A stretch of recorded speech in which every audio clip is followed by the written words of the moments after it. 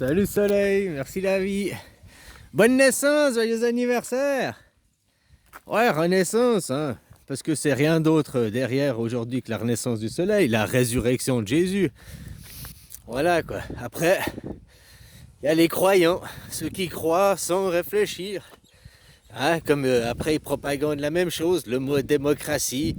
Moi que j'entends Netanyahou à l'OMS, puis qu'elle a, nous propageons les valeurs de la démocratie, c'est au nom de la démocratie que nous faisons les colonies. Moi je suis outré. Pour moi c'est des messages, c'est un discours d'incitation à la haine. Il est en train de dire que mon Dieu, mon Dieu à moi, la démocratie, ma religion à moi, la démocratie, est en train de tuer des Palestiniens. Est-ce que c'est moi qui est en train de le faire? Moi, je ne suis pas d'accord.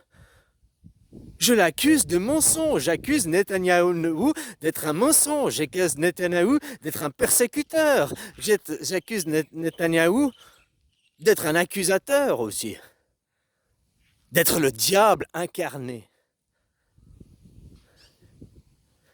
Il représente toute la malveillance, toute la perversion. Il est le mal incarné. En tout cas, il représente le mal incarné. Toutes ses valeurs, le suprémacisme. Il ne représente pas la démocratie, Netanyahou. Il représente le suprémacisme. Les USA, c'est une suprématie, les USA. Ce n'est pas une démocratie. Je suis outré, moi. Je suis scandalisé quand j'entends qu'on en accuse mon Dieu. La démocratie, que l'on accuse ma constitution, la constitution suisse. Vous accusez des accusations directement portées sur la Suisse. À chaque fois que j'entends le mot démocratie, au nom de la démocratie, vous faites les guerres, au nom de la démocratie, vous colonisez. Tu accuses la Suisse directement. Comme Netanyahou dit que c'est la Suisse qui lui ordonne de coloniser.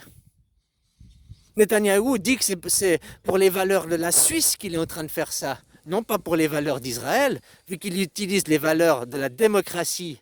Et la démocratie, c'est la Suisse. Autrement, tout le reste, c'est des suprématies. Tout le reste, c'est des systèmes hiérarchiques. La démocratie, il n'y en a qu'une. Moi, j'invite dans ton pays que tu fasses aussi à implanter la démocratie, où tout le monde participe à l'élaboration des lois. Après, tu ne seras pas la Suisse. Si la démocratie est adoptée, par exemple, en Thaïlande, la Thaïlande va rester la Thaïlande. Sauf que les citoyens thaïlandais voteront aussi. Ils seront une vraie démocratie. Après, ils ne vont pas voter la même chose que les Suisses. Ils auront d'autres choix, d'autres questions. Ils ont une autre façon de faire, une autre culture. Moi, c'est ça ma mondialisation à moi. C'est créer une mondialisation de la démocratie. Toutes les nations deviennent des démocraties. Par contre, il y aura une multitude de démocraties différentes.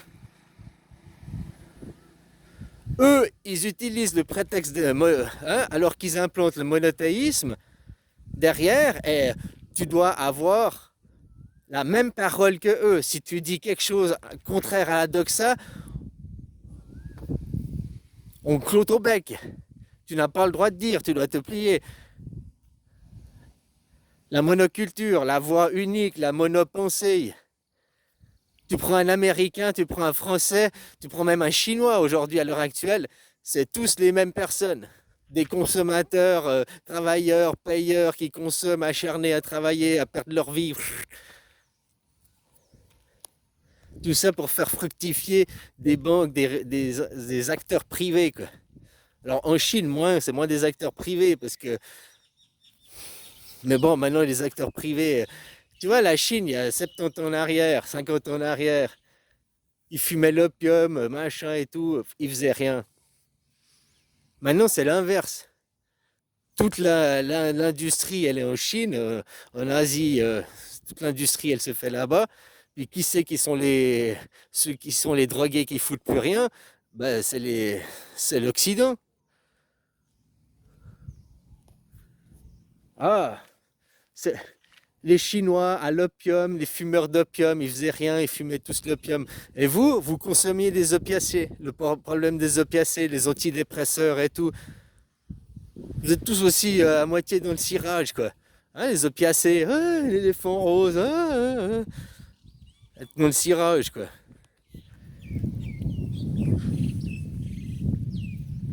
Alors voilà, la solution, c'est la démocratie directe. La démocratie directe fera la multitude de civilisations parce que chaque nation aura des votes différents.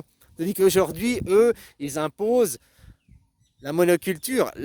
Dans tous les pays, vous êtes des consommateurs, travailleurs, et il n'y a que ça. Consomme, travaille, ferme ta gueule. Consomme, travaille, ferme ta gueule. Tous les pays, toutes les nations, c'est comme ça, quoi.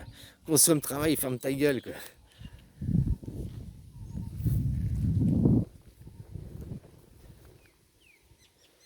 Et tu vois, comme je te dis, qu'est-ce qui est la force de la Suisse, justement, c'est la démocratie directe. Même qu'ils ont mis des pions aux institutions, ils ne peuvent pas aller corrompre tous les Suisses un à un. Ils doivent passer par la votation. Si par exemple au Vietnam vous aviez les mêmes choses, même si n'importe quel groupe voudrait prendre le contrôle, c'est facile, il vient, il corrompt les institutions. Mais si vous avez la démocratie directe, même s'il corrompt toutes les institutions, il doit passer par le vote. Alors, s'il ne veut pas passer par le vote, il prend l'armée. Mais si le problème, c'est qu'en faisant une colonisation de force par l'armée, après tu crées des rébellions à l'intérieur.